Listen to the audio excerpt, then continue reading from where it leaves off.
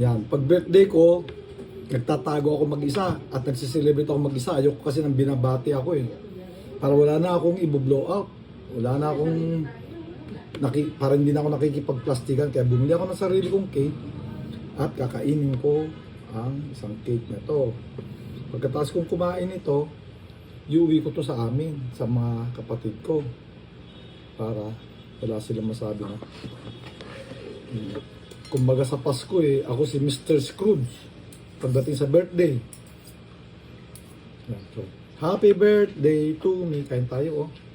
May wine din dito pero hindi ako umiinom eh. Bibigay ko na ito sa mga ate. Alam ko na. Dadaling ko ito kay Ma'am Mocha. Doon sila mag-celebrate pero ako muna mag-celebrate mag-isa. Happy birthday to me. 70 na ako. Oops. Sa araw na to, I'll be turning 70 na ako tong araw na to.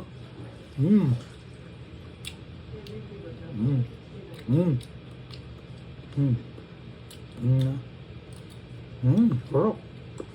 Masarap to, coffee and cake.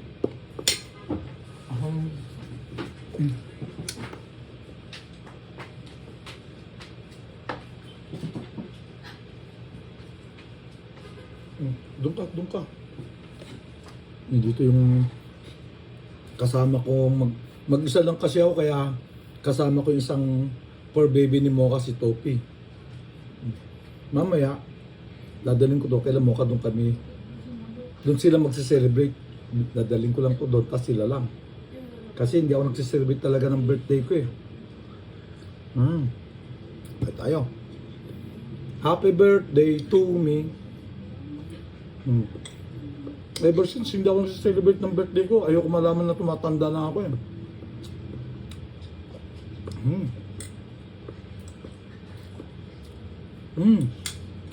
Bye-bye. Happy birthday to me. Bye-bye.